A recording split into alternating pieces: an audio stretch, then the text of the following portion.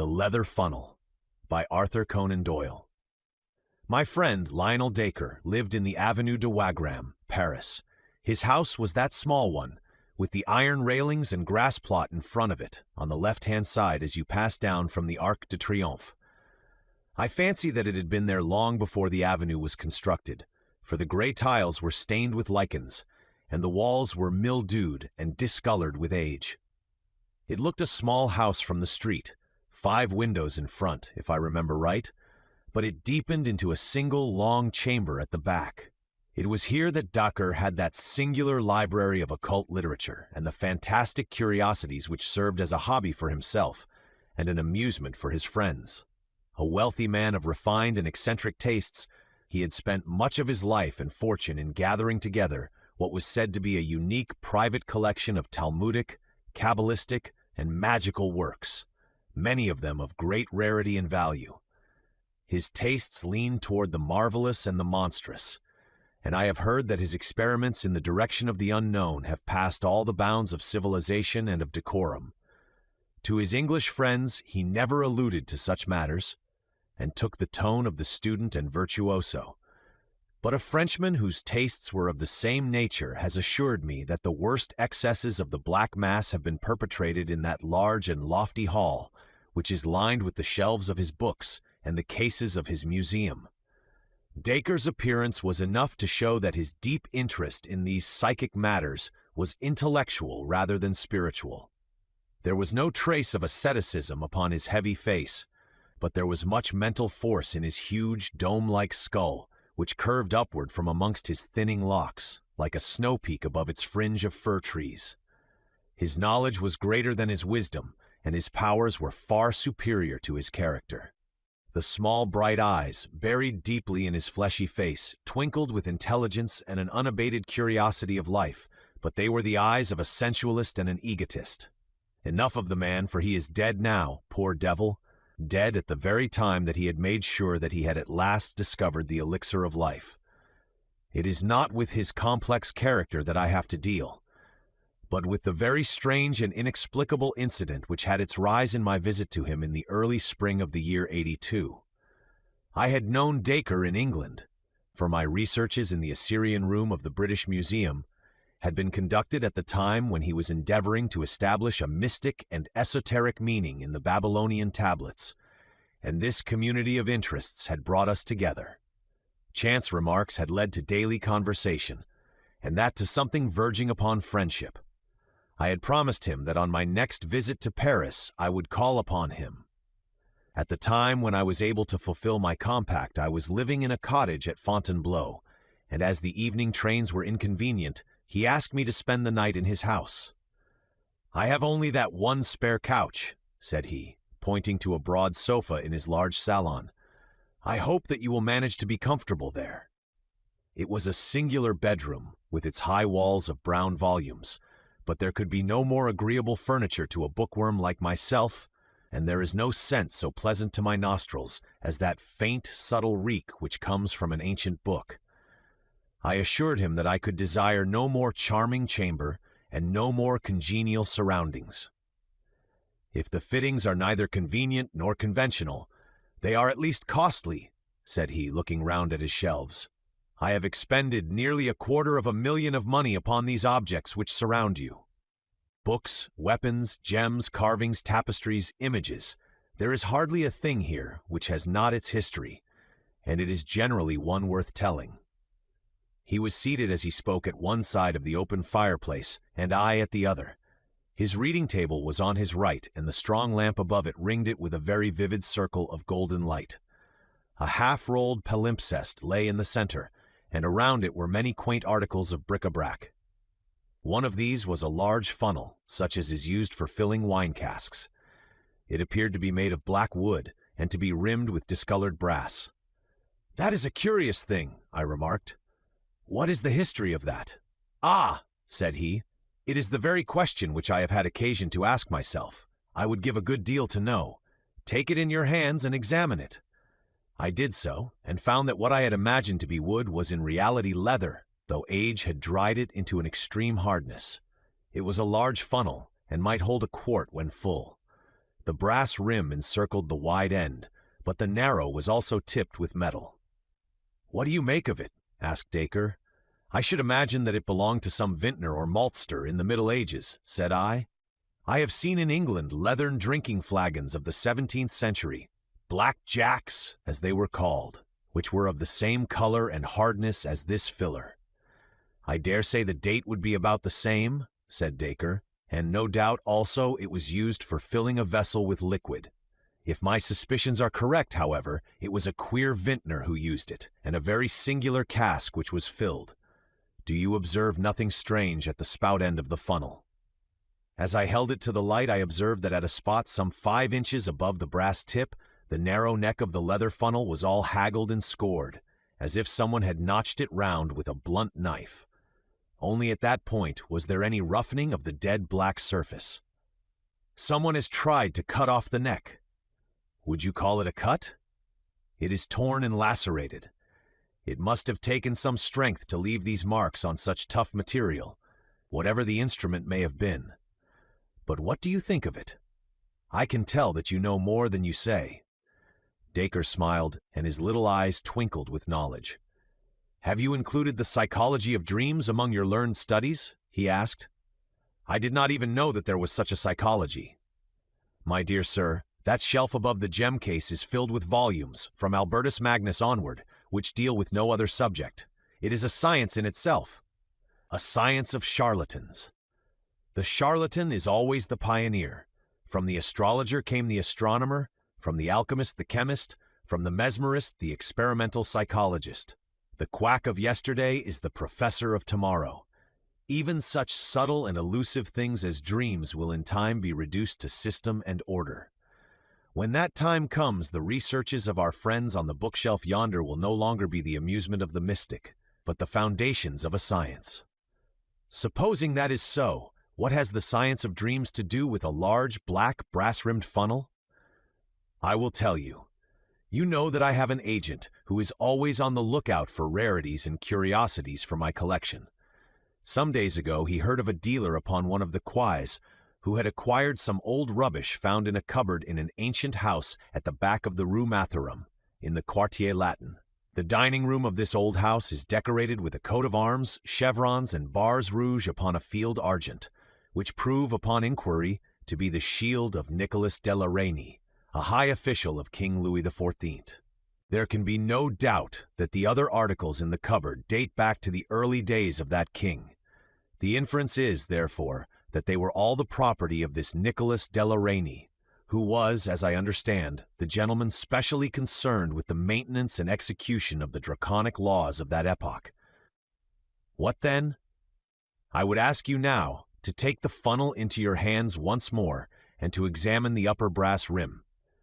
Can you make out any lettering upon it? There were certainly some scratches upon it, almost obliterated by time.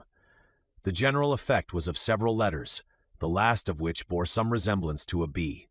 You make it a B? Yes, I do. So do I. In fact, I have no doubt whatever that it is a B. But the nobleman you mentioned would have had R for his initial. Exactly, that's the beauty of it. He owned this curious object, and yet he had someone else's initials upon it. Why did he do this? I can't imagine. Can you? Well, I might, perhaps, guess. Do you observe something drawn a little farther along the rim? I should say it was a crown. It is undoubtedly a crown, but if you examine it in a good light, you will convince yourself that it is not an ordinary crown. It is a heraldic crown, a badge of rank, and it consists of an alternation of 4 pearls and strawberry leaves, the proper badge of a marquis. We may infer, therefore, that the person whose initials end in B was entitled to wear that coronet. Then this common leather filler belonged to a marquis? Dacre gave a peculiar smile. Or to some member of the family of a marquis, said he. So much we have clearly gathered from this engraved rim. But what has all this to do with dreams? I do not know whether it was from a look upon Dacre's face or from some subtle suggestion in his manner, but a feeling of repulsion, of unreasoning horror, came upon me as I looked at the gnarled old lump of leather. I have more than once received important information through my dreams, said my companion in the didactic manner which he loved to affect. I make it a rule now, when I am in doubt upon any material point, to place the article in question beside me as I sleep, and to hope for some enlightenment. The process does not appear to me to be very obscure, though it has not yet received the blessing of orthodox science. According to my theory, any object which has been intimately associated with any supreme paroxysm of human emotion, whether it be joy or pain, will retain a certain atmosphere or association which it is capable of communicating to a sensitive mind. By a sensitive mind, I do not mean an abnormal one, but such a trained and educated mind as you or I possess. You mean, for example, that if I slept beside that old sword upon the wall, I might dream of some bloody incident in which that very sword took part? An excellent example, for, as a matter of fact, that sword was used in that fashion by me, and I saw in my sleep the death of its owner, who perished in a brisk skirmish, which I have been unable to identify, but which occurred at the time of the Wars of the Frondists. If you think of it, some of our popular observances show that the fact has already been recognized by our ancestors, although we, in our wisdom, have classed it among superstitions. For example, well, the placing of the bride's cake beneath the pillow in order that the sleeper may have pleasant dreams. That is one of several instances which you will find set forth in a small brochure which I am myself writing upon the subject. But to come back to the point, I slept one night with this funnel beside me, and I had a dream which certainly throws a curious light upon its use and origin. What did you dream? I dreamed. He paused, and an intent look of interest came over his massive face. By Jove, that's well thought of, said he. This really will be an exceedingly interesting experiment. You are yourself a psychic subject with nerves which respond readily to any impression. I have never tested myself in that direction. Then we shall test you tonight. Might I ask you as a very great favor, when you occupy that couch tonight, to sleep with this old funnel placed by the side of your pillow? The request seemed to me a grotesque one, but I have myself, in my complex nature, a hunger after all which is bizarre and fantastic. I had not the faintest belief in Dacre's theory, nor any hopes for success in such an experiment, yet it amused me that the experiment should be made. Dacre, with great gravity, drew a small stand to the head of my settee and placed the funnel upon it. Then, after a short conversation, he wished me good night and left me. I sat for some little time smoking by the smoldering fire and turning over in my mind the curious incident which had occurred and the strange experience which might lie before me. Skeptical as I was, there was something impressive in the assurance of Dacre's manner, and my extraordinary surroundings, the huge room with the strange and often sinister objects which were hung round it, struck solemnity into my soul. Finally I undressed, and turning out the lamp, I lay down. After long tossing, I fell asleep. Let me try to describe as accurately as I can the scene which came to me in my dreams. It stands out now in my memory more clearly than anything which I have seen with my waking eyes. There was a room which bore the appearance of a vault. 4 spandrels from the corners ran up to join a sharp, cup-shaped roof. The architecture was rough, but very strong. It was evidently part of a great building. 3 men in black, with curious top-heavy black velvet hats, sat in a line upon a red-carpeted dais. Their faces were very solemn and sad. On the left stood 2 long-gowned men with portfolios in their hands, which seemed to be stuffed with papers. Upon the right, looking toward me, was a small woman with blonde hair and singular light blue eyes. The eyes of a child. She was past her first youth, but could not yet be called middle-aged. Her figure was inclined to stoutness, and her bearing was proud and confident. Her face was pale, but serene. It was a curious face, comely and yet feline, with a subtle suggestion of cruelty about the straight, strong little mouth and chubby jaw. She was draped in some sort of loose white gown. Beside her stood a thin, eager priest who whispered in her ear and continually raised a crucifix before her eyes. She turned her head and looked fixedly past the crucifix at the 3 men in black, who were, I felt, her judges. As I gazed, the 3 men stood up and said something, but I could distinguish no words, though I was aware that it was the central one who was speaking. They then swept out of the room, followed by the 2 men with the papers. At the same instant, several rough-looking fellows in stout jerkins came bustling in and removed first the red carpet, and then the boards which formed the dais, so as to entirely clear the room. When this screen was removed, I saw some singular articles of furniture behind it.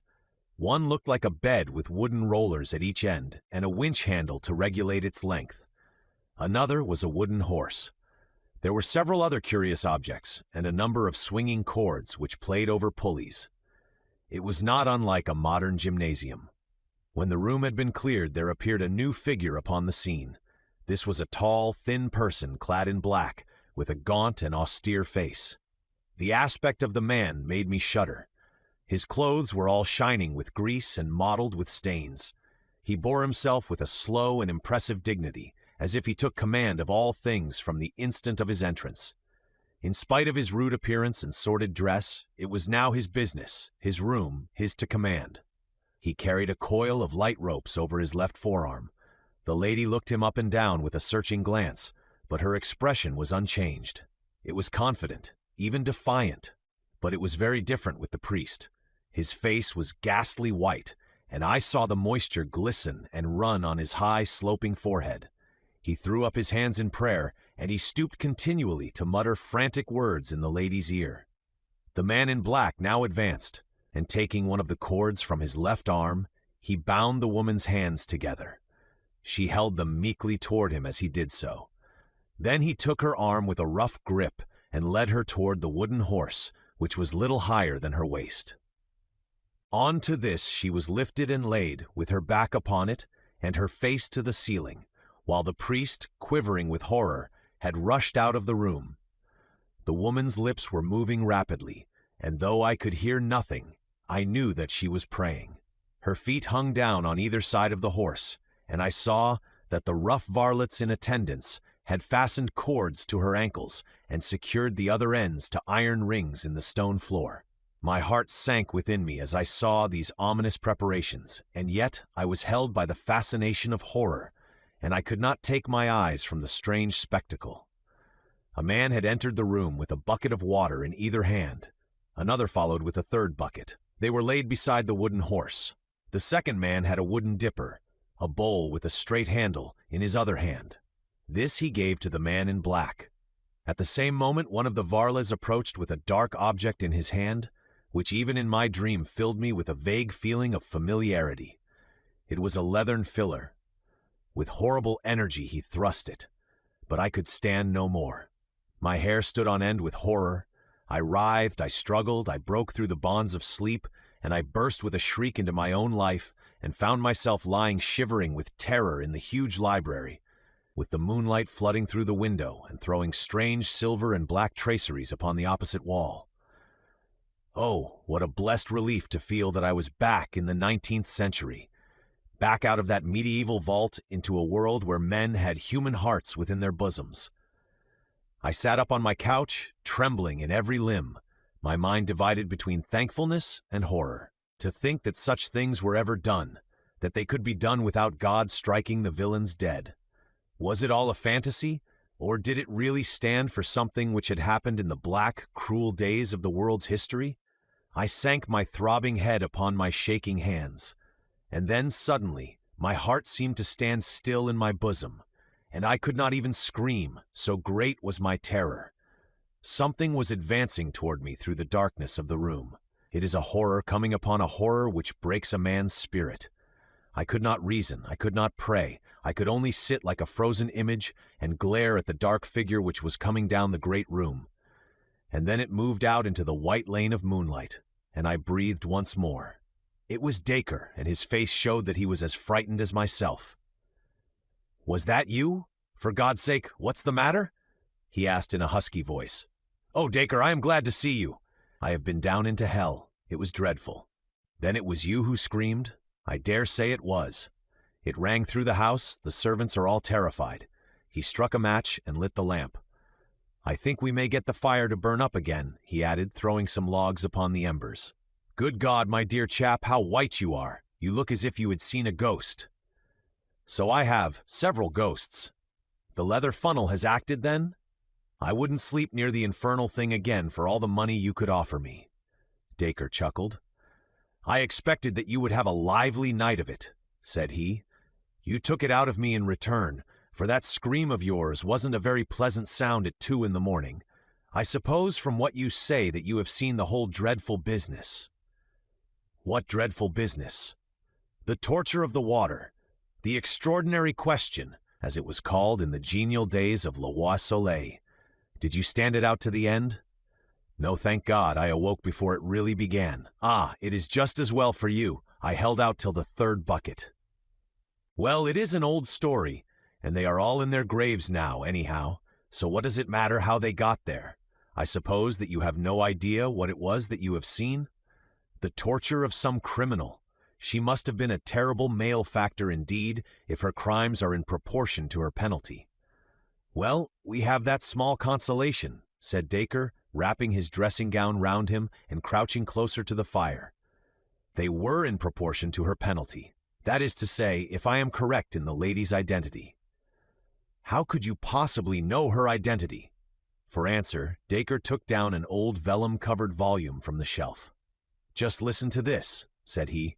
"It is in the French of the 17th century, but I will give a rough translation as I go.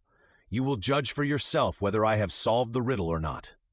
The prisoner was brought before the grand chambers and tournelles of Parliament, sitting as a court of justice, charged with the murder of Master Drade Aubray, her father, and of her 2 brothers, M. Aubray, one being civil lieutenant, and the other a councillor of Parliament.